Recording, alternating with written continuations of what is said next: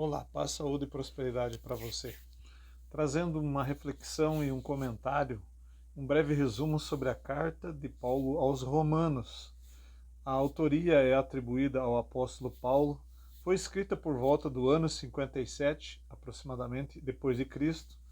O tema da sua carta é revelação da justiça de Deus. As palavras-chave deste livro são justiça, fé, justificação, lei e graça. Então, Romanos é a epístola de Paulo mais longa, mais teológica e mais influente. E por essas razões, talvez seja por isso que ela apareça em primeiro lugar logo após Atos dos Apóstolos.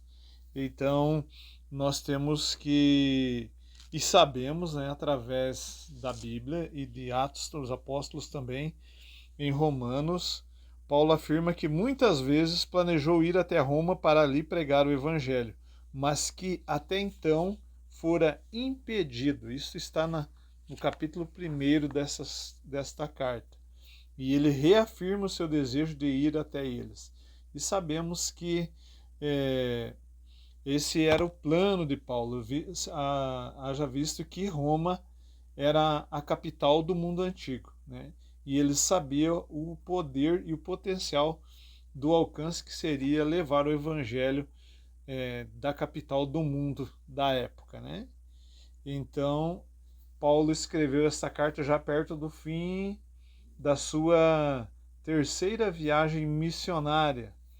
E ele estava em Corinto, então ele escreveu essa carta de Corinto como hóspede na casa de Gaio. Essa referência você encontra em Romanos 16, versículo 23. E então, ele tinha planos e logo esses planos se concretizaram quando ele foi preso e apelou para ser julgado por Roma, haja visto que ele também tinha cidadania romana. Então,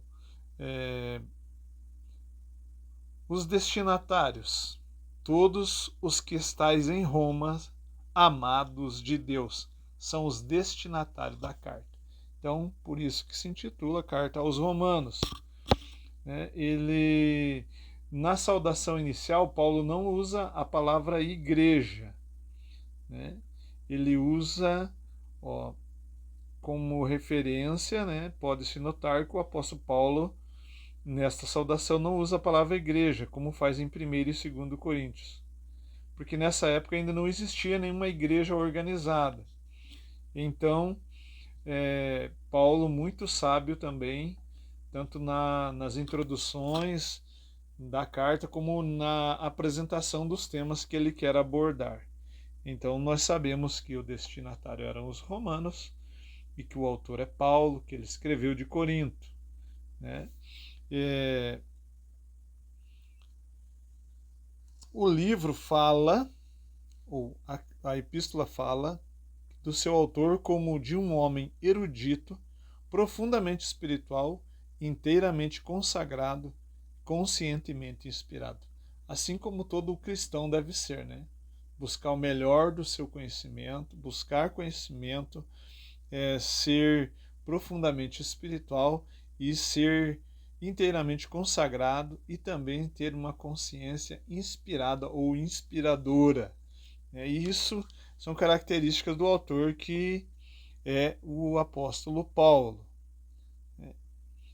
É importante nós vermos que a data que foi escrito foi aproximadamente por volta do ano 57. O comentarista bíblico também, MacArthur, nos informa que foi escrita por volta deste mesmo período também, né? Ele nos informa que foi escrito mais ou menos neste período e também com a intenção de doutrinária, teológica e doutrinária. E esta carta foi destinada a igreja em que ele nunca havia estado pessoalmente. E ele manifesta o desejo de ir lá, né? Isso é muito importante no comentário bíblico MacArthur também cita isso, né? Diz aqui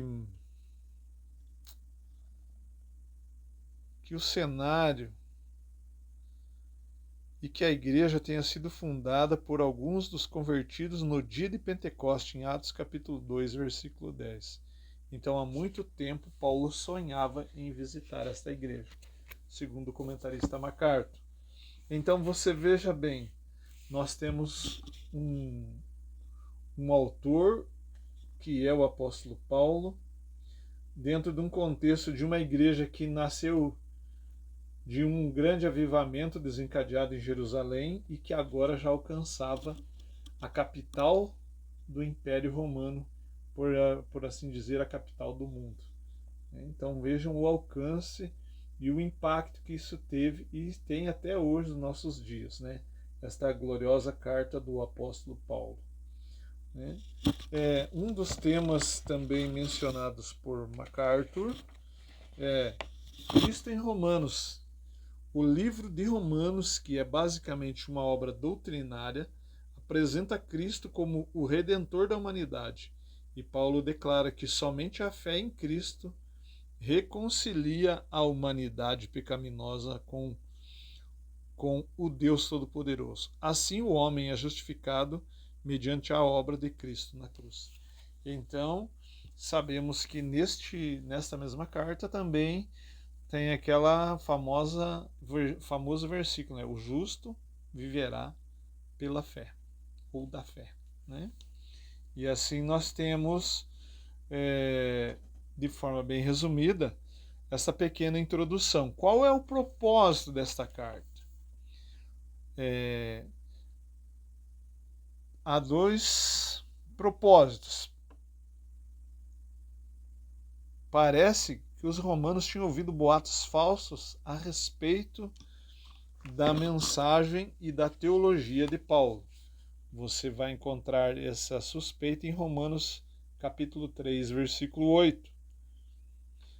Daí ele achar necessário registrar por escrito o evangelho que já pregava há 25 anos.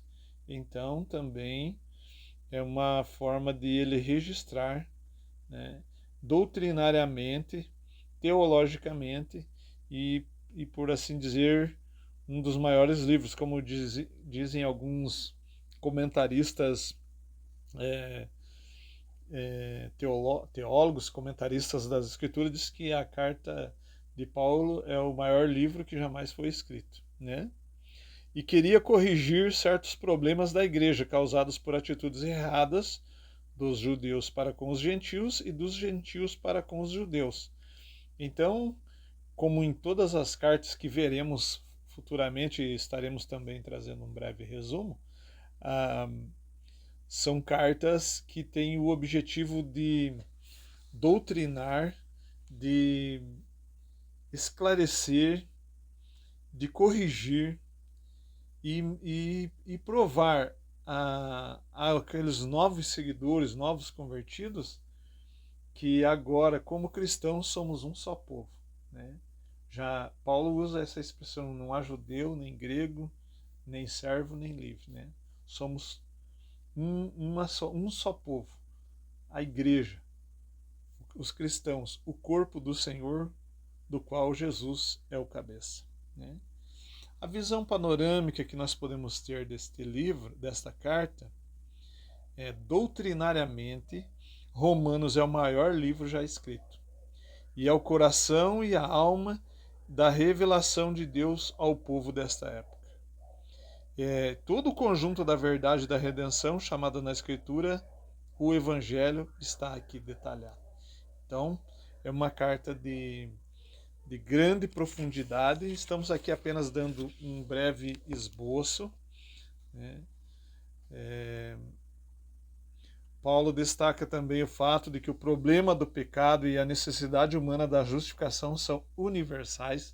Então, Romanos capítulo 1, do versículo 18 até o capítulo 3, versículo 20, vai tratar dessa questão do pecado e da necessidade da justificação, que, por sinal, é uma das palavras-chave nesta carta. A palavra justificação, né? Justiça, fé e lei e graça. Né? Observe que Paulo nos declara assim, ó, sendo justificado generosamente pela graça e tendo recebido a certeza da salvação. Romanos 5. O crente demonstra que recebeu o dom divino da justificação ao morrer com Cristo para o pecado. Então as coisas velhas já passaram e agora em Cristo ele é justificado pela obra de Cristo na cruz. O crente demonstra que recebeu o dom divino da justificação ao morrer com Cristo para o pecado. É liberto da luta com a justiça da lei, Romanos 7. É adotado como filho de Deus, recebendo nova vida segundo o Espírito, o que conduz à glorificação. Então nós somos adotados na família de Deus.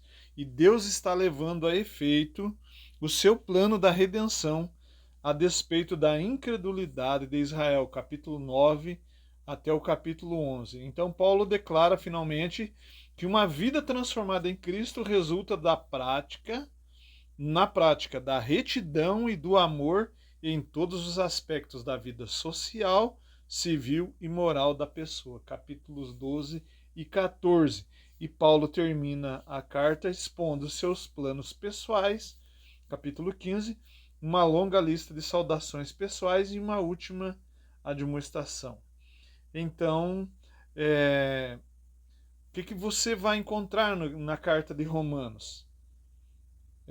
A pessoa do Evangelho, que é Jesus Cristo, o poder do Evangelho, que é o poder de Deus, o propósito do Evangelho para a salvação, as pessoas a quem se destinam todo aquele que crê, e o plano da aceitação, aquele que crê, né? E o plano de vida. O justo viverá por fé. Então o livro tem algumas características. As divisões principais, melhor dizendo, desta carta são: começa com a condenação, prossegue através da salvação, justificação, santificação e depois uma sessão a respeito da verdade dispensacional, conciliando as promessas de Deus a Israel e com as promessas de Deus à igreja, e terminando com a glorificação. E essas são as divisões principais desta carta. Então ela é de uma profundidade teológica muito grande, e obviamente o objetivo aqui é só darmos um breve resumo do que consta nesta carta. Características desta carta são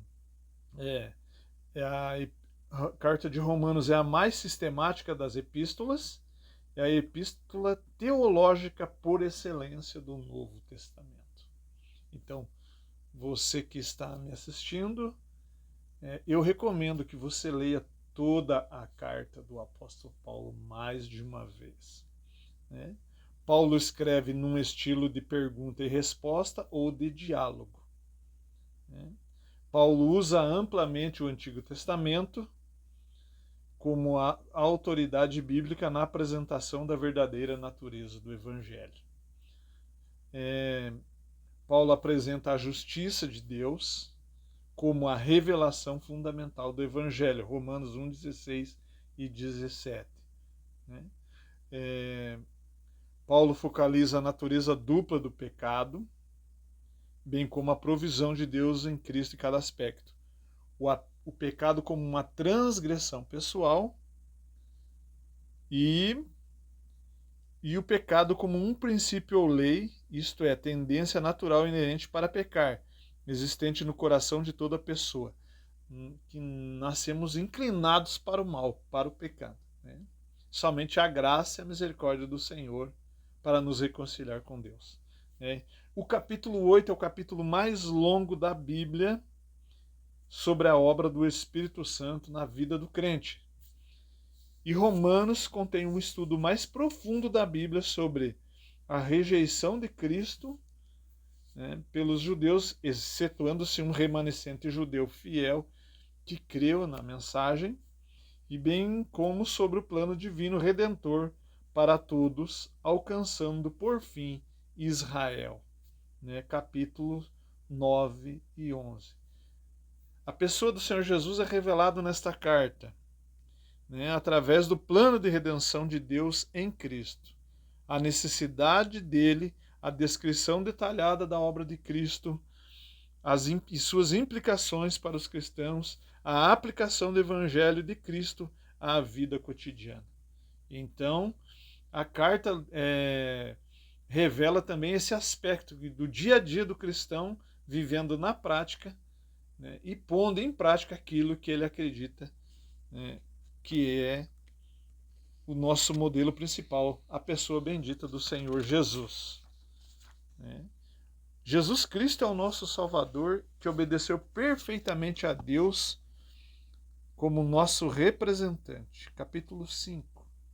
E que morreu como nosso sacrifício substituto. Capítulos 3 e capítulos 5, do 6 até o 8. E é nele que devemos ter a fé para a salvação. Né? Na pessoa bendita de Jesus, que é revelada em toda esta carta.